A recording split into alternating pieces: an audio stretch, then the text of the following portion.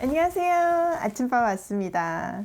여러분 예레미야 시작했는데 어떠세요? 답글을 보니까 다들 너무 기대하시고 또 좋다는 얘기를 하셔서 저도 너무 감사한데요. 저도 정말 생각을 넘어서 상상을 넘어서 하나님이 은혜를 주고 계셔서 감격스럽습니다.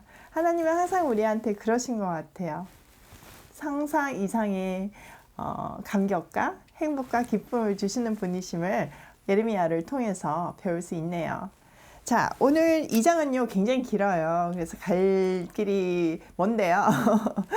이 본문을 통해서는 우리가 죄의 어떤 실체와 죄의 파워에 대해서 알 수 있는 것 같아요. 이스라엘은요, 아니 인류 역사는요, 죄의 역사라고 해도 과언이 아니에요. 하나님의 영원한 사랑 대 인간의 끊임없는 반역, 이것이 역사의 스토리입니다. 그 반역은요 너무나 뿌리 깊어요. 하나님이 사람을 만드시고 완벽한 에덴 동산에 두셨잖아요. 근데 거기서 선악과를 따먹음으로 해서 죄가 세상에 들어왔습니다. 끊임없는 죄는 악한 세상을 만들었어요. 죄의 결과 악이 만들어진 건 거죠. 오늘 본문은 그 원리를 너무나 적나라하게 보여주고 있어요. 그래서 우리가 제 실체를 보면서 그의 파워가 얼마나 큰지 배우면서 무시하지 말아야겠다는 생각을 저도 했습니다. 한번 들어가서 볼게요. 1절 여호와의 말씀이 내게 임하니라 이르시되 가서 예루살렘의 귀에 외칠지어다 여호와께서 이와 같이 말씀하시기를 내가 너를 위하여 내 청년의 때의 인애와 내 신혼의 때의 사랑을 기억하노니 곧 씨 뿌리지 못하는 땅 그 강야에서 나를 따랐음이니라. 하나님은 이스라엘과 계속 결혼 관계에 있다고 말씀을 하시잖아요. 그런 비유를 많이 하시잖아요. 시내산에서 그 시내산 언약 장면이 결혼식 장면처럼 묘사되고 또 오늘 본문에서는 광야 생활을 신혼 생활로 표현하시고 계세요. 그런데 그 광야를 이스라엘이 따랐죠. 그런 것 자체가 하나님에 대한 사랑이 있었음을 내가 기억한다 이 얘기를 하는 겁니다. 여기서 우리는 좀 갸우뚱하잖아요. 강야에서도 장난 아니게 반역을 했는데 근데 지금보다는 훨씬 그때는 그래도 순종적이었다. 여러분 결혼 갓한 신부가 처음엔 좀 남편한테 좀 가리고 이런 거 같이 그런 느낌으로 받아들이시면 될 것 같습니다. 3절 이스라엘은 여호와를 위한 성물 곧 그의 소산 중 첫 열매이니 그를 삼키는 자면 모두 벌을 받아 재앙이 그들에게 닥치리라 여호와의 말씀이니라. 예, 율법의 첫 열매는 하나님께 드리게 되어 있잖아요. 그 누구도 취할 수 없잖아요. 마찬가지로 이스라엘은 하나님의 첫 열매이기 때문에 그 누구도 건드릴 수가 없다. 너는 내 거다. 이 얘기를 하시는 겁니다. 자, 4절 야곱의 집과 이스라엘의 집 모든 족속들아 여호와의 말씀을 들으라. 5절 나 여호와가 이와 같이 말하노라 너희 조상들이 내게서 무슨 불의함을 보았기에 나를 멀리하고 가서 헛된 것을 따라 헛되이 행하였느냐. 네, 하나님께서 나는 니네한테 보여준 거는 신실한 사랑과 영원한 사랑뿐인데 도대체 나한테 무슨 불의함을 받기에 나를 멀리하고 헛된 것을 따라갔느냐, 우상 숭배를 하게 됐느냐 이 얘기를 하시는 거죠. 6절 그들이 우리를 애굽 땅에서 인도하여 내시고 강야 곧 사막과 구덩이 땅 건조하고 사망의 그늘진 땅 사람이 그곳으로 다니지 아니하고 그곳에 사람이 거주하지 아니한 땅을 우리가 통과하게 하시던 여호와께서 어디 계시냐 하고 말하지 아니하였도다. 네, 하나님은 정말 죽음의 땅, 광야는 버려진 곳이라는 뜻이잖아요. 하나님의 은혜가 아니고서는 살 수 없는 그곳을 통과하게 하셨는데 도대체 왜 이렇게 되었나? 예, 이런 내용이죠. 자, 7절. 내가 너희를 기름진 땅에 인도하여 그것의 열매와 그것의 아름다운 것을 먹게 하였거늘 너희가 이리로 들어와서는 내 땅을 더럽히고 내 기업을 역겨운 것으로 만들었으며. 네, 하나님께서 젖과 꿀이 흐르는 가나안 땅을 주셨잖아요. 거기서 해야 될 일이 있었잖아요. 그거는 그냥 단순히 땅 정복이 아니라 문화 정복을 했어야 했었어요. 복의 근원인 그들이 가나안 땅을 복의 문화로 만들어야 된다는 거죠. 그런데 거꾸로 돼버린 건 거예요. 받아들이지 말아야 할 가나안 문화를 받아들이고 오히려 가나안 문화에 빠져서 그것을 발전시키는 그런 역겨운 일들을 했다는 겁니다. 8절 제사장들은 여호와께서 어디 계시냐 말하지 아니하였으며 율법을 다루는 자들은 나를 알지 못하며 관리들도 나에게 반역하며 선지자들은 바알의 이름으로 예언하고 무익한 것들을 따랐습니다. 지금 이렇게 된 거는 그 책임이 리더십에 있다는 건 거예요. 1차적으로 제사장, 율법 다루는 사람, 관리들, 선지자들 다 하나님에 대해서 얘기하지 않고 오히려 하나님을 모르고 그들이 앞장서서 죄를 범하였다 이 얘기죠. 그러니까 패역한 사회가 올 수밖에 없는 건 거예요. 자 9절 그러므로 내가 다시 싸우고 너희 자손들과도 싸우리라 여호와의 말씀이니라. 그들의 조상부터 지금까지 계속 이런 일이 벌어졌는데 그때 그들의 조상하고 싸웠던 것 같지 지금은 그 자손하고 싸울 것이다. 자 10절 너희는 기띔 섬에서 건너가 보며 게달에도 사람을 보내어 이 같은 일이 있었는지를 자세히 살펴보라. 어느 나라가 그들의 신들을 신 아닌 것으로 바꾼 일이 있느냐. 그러나 나의 백성들은 그의 영광을 무익한 것과 바꿨도다. 세상 어느 천지에 자기의 신을 바꾸는 그런 경우 봤니? 세상 어느 천지에 신이 아닌 것으로 신을 대체하는 그런 민족을 본 적이 있냐는 건 거죠. 가서 사신 보내서 다 물어보라는 건 거예요. 근데 왜 너희는 정말 독특하게 하나님, 우주 만물을 창조하신 그 하나님이 계신데 다른 것으로 신을 삼냐? 도대체 이해할 수가 없다. 이 얘기죠. 12절 너 하늘아 이 일로 말미암아 놀랄지어다 심히 떨지어다 두려워할지어다 여호와의 말씀이니라. 네, 하늘 그거를 다 지켜보는 하늘에게 얘기하는 거예요. 너 이 일이 얼마나 무서운 일이지 어떤 일을 가져올지 거기에 놀라고 떨고 두려워해라. 그런 거죠. 13절 내 백성이 두 가지 악을 행하였나니 곧 그들의 생수의 근원이 되는 나를 버린 것과 스스로 웅덩이를 판 것인데 그것은 그 물을 가두지 못할 터진 웅덩이들이니라. 그들이 하나님을 버리고 우상을 섬기는 것은 마치 생수의 근원이 되는 물이 끊임없이 샘솟는 생수의 근원을 버리고 자기들이 허접하게 만든 웅덩이를 더 의지한 거라는 건 거예요. 근데 그 당시 그 기후에는 건기를 위해서 웅덩이를 만들어 놔도 가끔 터지는 일이 있었어요. 그럼 모아놓은들 무슨 소용이에요? 다 터지면 그만인데 그들이 하는 거가 마치 이런 거와 같다 이 얘기죠. 14절 이스라엘이 종이냐 씨종이냐 어찌하여 포로가 되었느냐.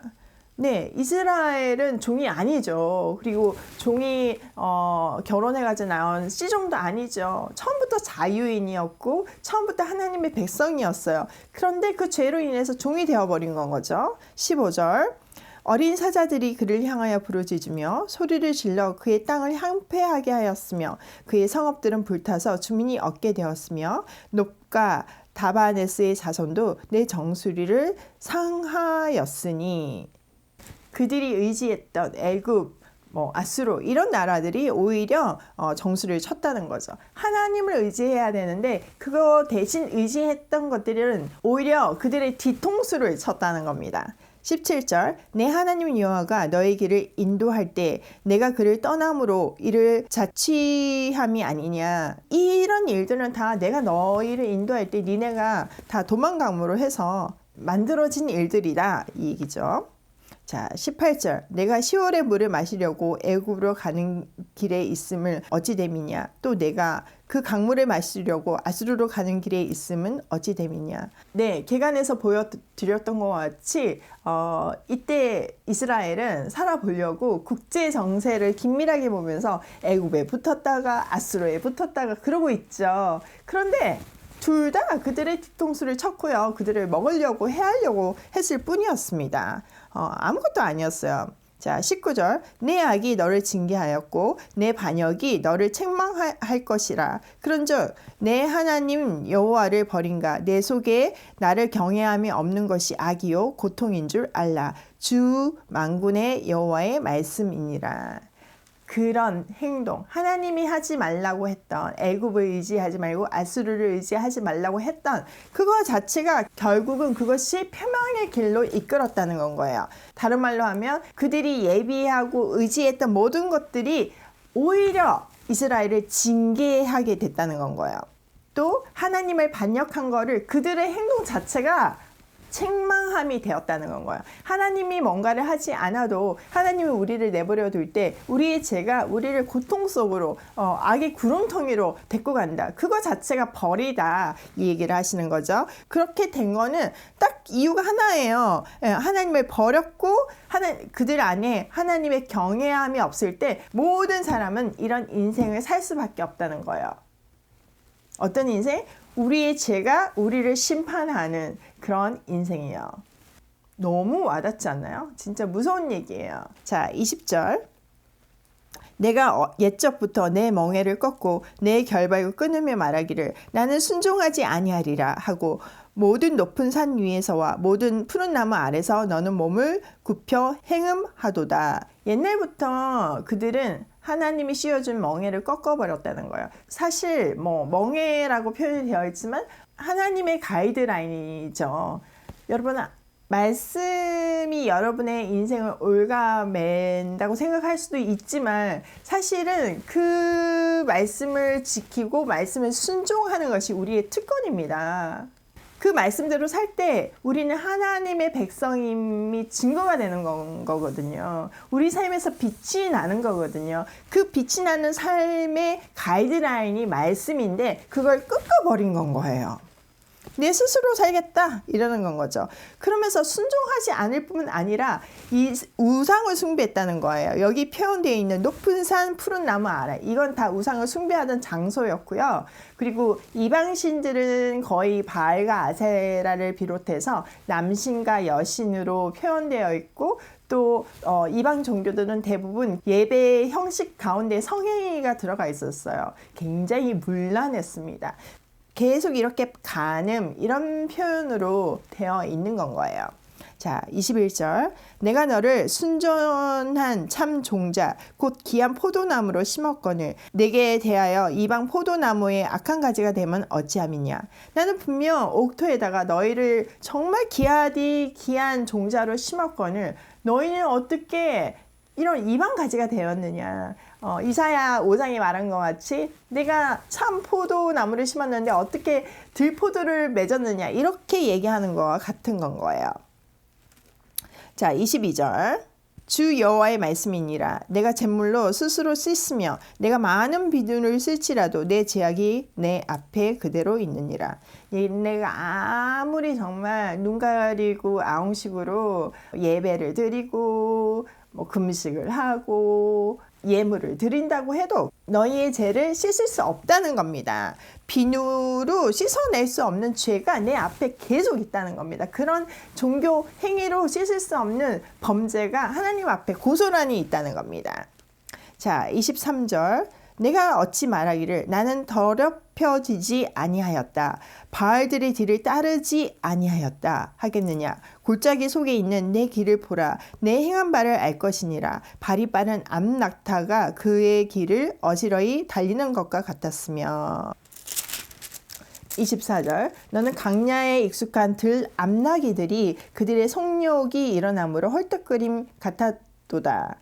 그 발전기에 누가 그것을 막으리요. 그것을 찾는 것들이 수고하지 아니하고 그 발전기를 만나리라. 네, 계속 얘기한 것 같이 그 이방 종교에는 종교 예식 안에 그 성행위가 있었기 때문에 이스라엘은 스스로 자기네들은 더럽혀지지 않았다 막 우기면서 무슨 일이 있을 때마다 끊임없이 우상을 찾는 그런 행위 자체를 발전기에 있는 암낙타, 들 암나기로 표현하면서 통제 불가능이다. 그런 얘기를 하시는 거죠.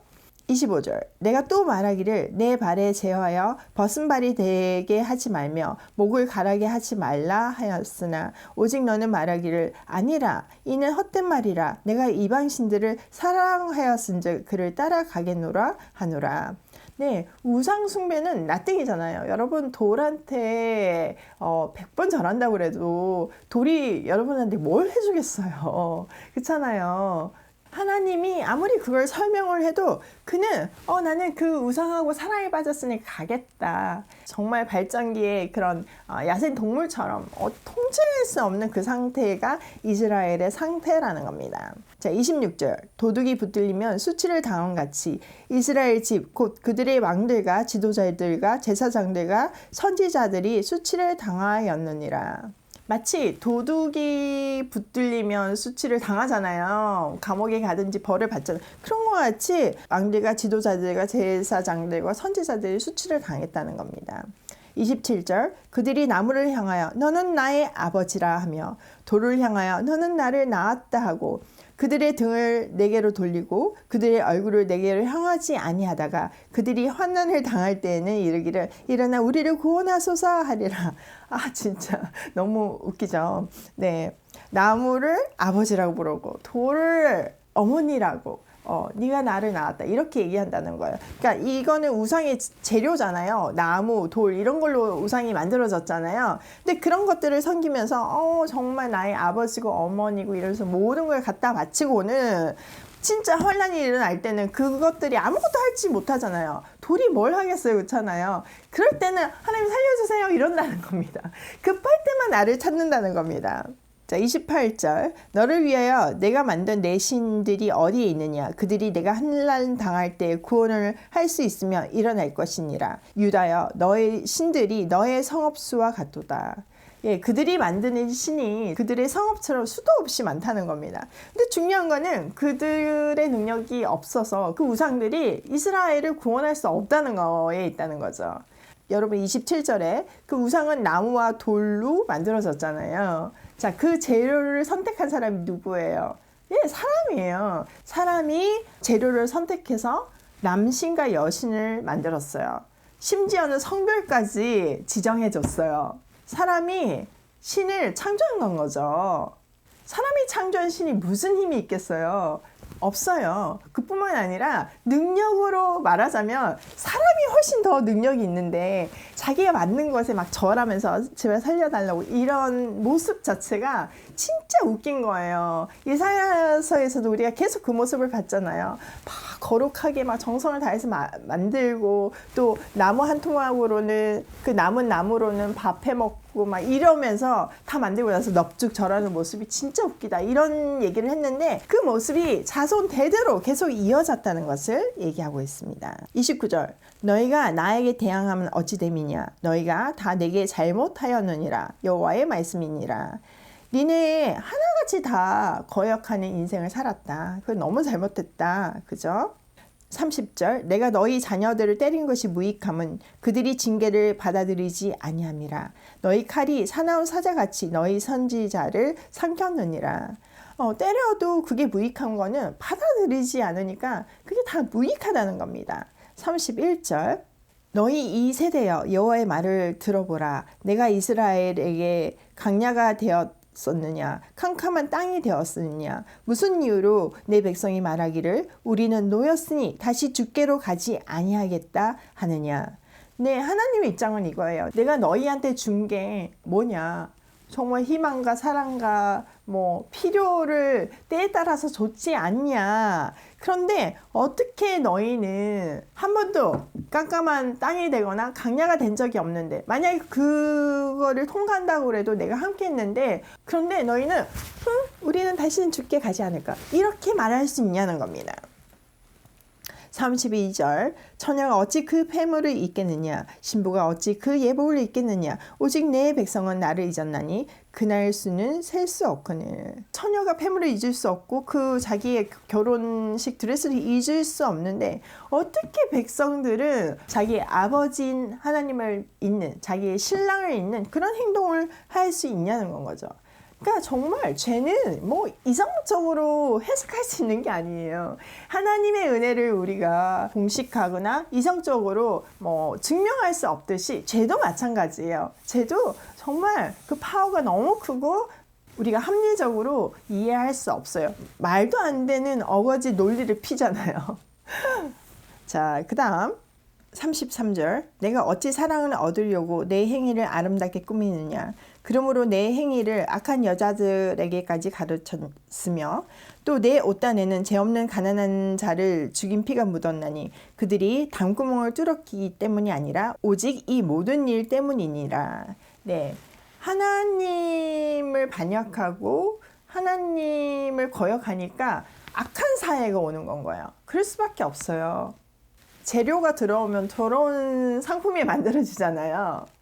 그들의 마음이 완전히 부패했으니까 그들이 만들어내는 사회 문화 모든 생활은 악한 것밖에 생산해낼 수 없는 건 거예요.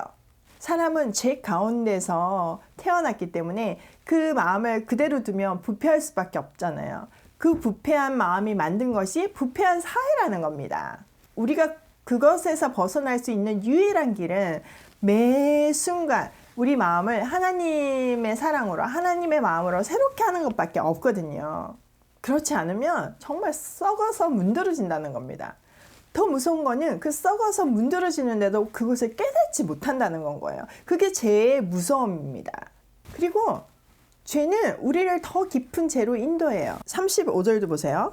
그러나 너는 말하기를 나는 무죄하니 그의 진노가 참으로 내게서 떠났다 하거니와 보라 내 말이 나는 죄를 범하지 아니하였다 하였으므로 내가 너를 심판하리라. 놀라운 거는 자기가 죄인인지도 모르는 거예요. 이제는 나는 범죄하지 않았으니까 심판받을 것도 없다는 거예요. 이렇게 우상을 숭배하고 패역한 문화를 만들었는데 거기에 대한 죄가 없다고 계속 주장을 하는 겁니다. 마지막까지 더 읽을게요. 내가 어찌하여 내기를 받고 부지런히 돌아다니느냐. 내가 아수르로 말미암아 수치를 당한 같이 또 애국으로 말미암아 수치를 당할 것이라. 내가 두 손으로 내 머리를 싸고 거기서도 나가리니 이는 내가 의지하는 자들을 나 여호와가 버렸으므로 내가 그들로 말미암아 형통하지 못할 것임이니라.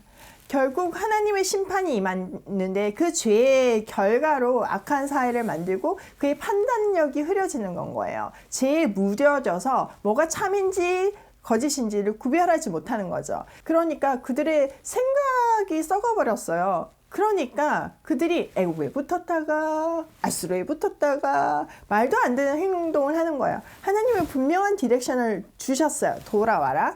또 내가 바벨론을 사용하니까 바벨론한테 잡혀가는 것이 지금은 순종이다. 이렇게 분명히 얘기하셨어요. 근데 계속 자기 머리를 굴리는 건 거예요. 그 죄의 결과 그들이 그렇게 의지했던 아수르가 애굽이 그들을 치는 거라는 거예요. 그들의 행동이 결국은 그들에게 심판이 된다는 겁니다. 하나님이 뭔가를 하지 않아도요. 하나님은 굳어버린 그 백성들의 마음을 그대로 내버려 둘 수가 없었습니다. 왜냐하면 사랑하기 때문에. 그래서 너무 가슴이 아프고 찢어지지만 바벨론이란 몽둥이를 드신 겁니다. 그들을 치면서 깨닫게 하시는 겁니다. 그들의 무뎌진 마음을 깨트려서 하나님께 돌아오게 하는 것입니다. 그것만이 살 길이기 때문입니다. 우리는 이렇게 낱낱이 기록되고 있는 이스라엘의 죄를 통해서 죄의 무서움에 대해서 경각심을 가져야 합니다. 죄는 그냥 거기서 멈춰 있는 것이 아니라 우리를 더 깊은 수렁으로 이끌고 점점 양심을 마비시켜 버립니다. 그러니까 나중에는 죄를 범하면서도 그게 잘못된지도 모르고 오히려 정당화하고 합리화하는 건 거예요. 죄 구덩이에서 죄와 더불어 살면서 오히려 그 죄를 전하는 삶을 살게 되는 겁니다. 전해야 되는 복 대신 죄를 전하는 인생, 너무 슬프지 않습니까? 그 죄에서 벗어날 수 있는 유일한 방법은 하나님을 붙드는 겁니다. 그리고 죄에 빠지지 않는 아주 좋은 방법은 요셉처럼 죄의 자리에 있지 않는 겁니다. 기회를 주지 않는 겁니다. 요셉이 보디발의 아내랑 같이 있지도 않고 기회를 만들지도 않았잖아요. 그게 명확한 디렉션입니다. 여러분, 죄는 우리의 의지보다 훨씬 강함을 인정해야 됩니다. 그러나 그 죄보다는 하나님이 더 강하심이 우리에게는 소망인 건 거예요. 오늘도 그 하나님을 붙들고 죄의 소나기에서 벗어나서 복을 전하는 하루로 고고싱입니다.